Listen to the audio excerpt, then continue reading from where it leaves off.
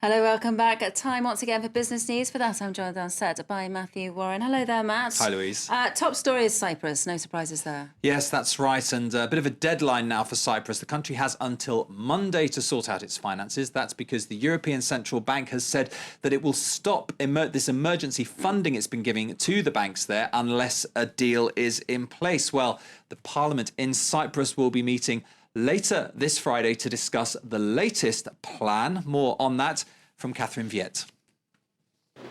Anxious Cypriots rush to cash machines as fears grow that the banks may go under. The government needs to raise 5.8 billion euros in order to secure a bailout loan from the EU and the IMF. Cypriot lawmakers are scrambling to pull together a plan B. On the table, a nationalization of pension funds that could yield up to 3 billion euros. More concrete is a proposal for an investment solidarity fund, which will raise money by issuing bonds against future natural gas revenues, as well as appeal for contributions from average citizens, foreign investors, and the church. Cyprus's central bank governor says the country's second biggest lender, Ikea, will also be restructured, and deposits under 100,000 euros appear to be safe from a one-off tax. All deposits will be safeguarded, apart from those above 100,000 euros. And this is in order to revitalise the financial system and create new employment positions and to provide support for the Republic of Cyprus. The government is also reaching out to Russia. Nearly a third of all deposits held are by Russian investors. The Cypriot finance minister has been in Moscow since Tuesday for talks on what he says will be an investment rather than a loan. But time to agree on a new plan is running out. If there's no deal by Monday, the European Central Bank says it will stop pumping cash into the country's beleaguered banks, which could cause their collapse. One bank has already imposed limits on daily withdrawals in an effort to slow the drain on its deposits.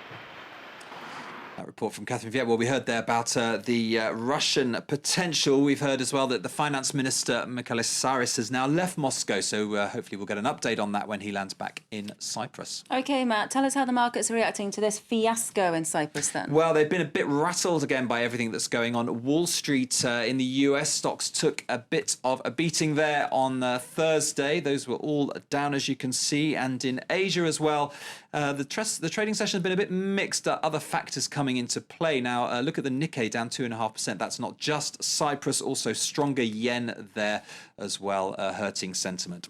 Well, let's get some of the day's other company news now. And Nike turned in a strong quarterly performance. Profits up 55% in the 3 months to the end of February. Lower material costs and strong growth in the US played the biggest part, but China remains a problem. Sales there dropped by 9% in that period. Friday is a key day for computer maker Dell. Company founder Michael Dell made a $24 billion bid to take the business private in February. He'll now discover whether a rival bid is on the cards. The most likely challenger could be private equity firm Blackstone.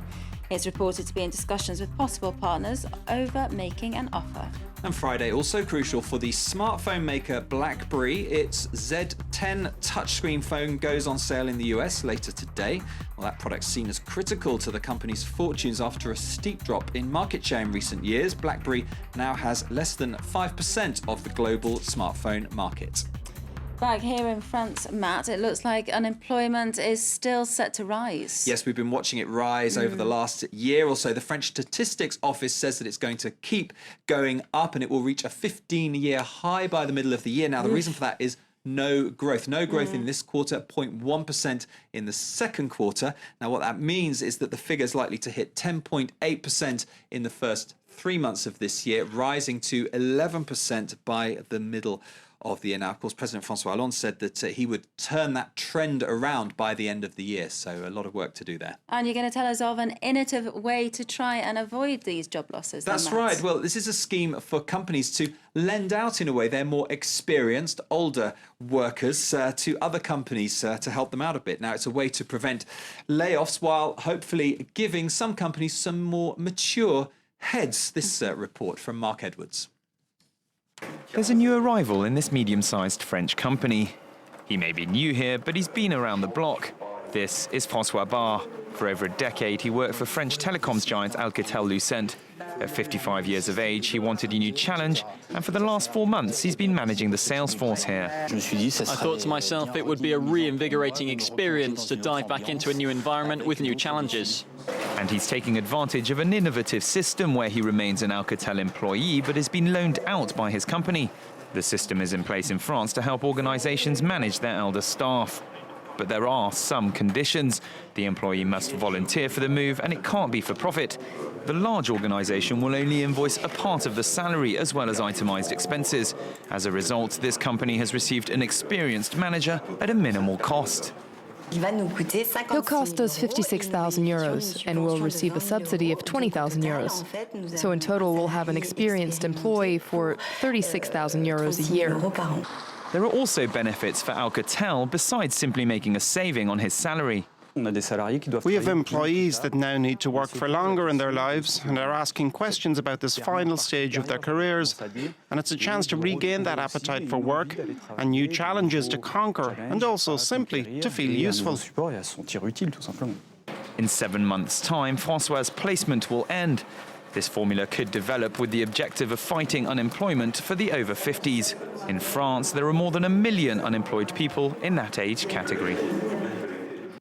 Talk to us about Ikea, Matt, and a favourite dish that's back on the menu, a very controversial dish, at least it was. That's right. Well, a lot of people like to go to Ikea for their meatballs, but they were taken off the menu after traces of horse meat were found. Well, any meatball lover will be happy to know that they are coming back to the store. The company says it's put in place a farm-to-fork policy to ensure quality. It also forced its supplier to get rid of 8 of its suppliers, including the company apparently based in Poland, which was believed to have supplied that horse meat. Now, they're back on the menu in stores in Scandinavia, and they'll be in the rest of Europe by mid-April. You told me you've never tried them. Well, I've never tried them, but should we tell our viewers what our producer Cami said? Yeah, go on. Well, our producer Cami travels to Ikea only and exclusively to eat their food, and particularly the meatballs, so she's particularly happy with that news. I don't know how happy she'd be with us for telling the world. No, but Ikea will be happy with that free bit of advertising. All right, thanks very much, Matt. And Matthew Warren there with the business news.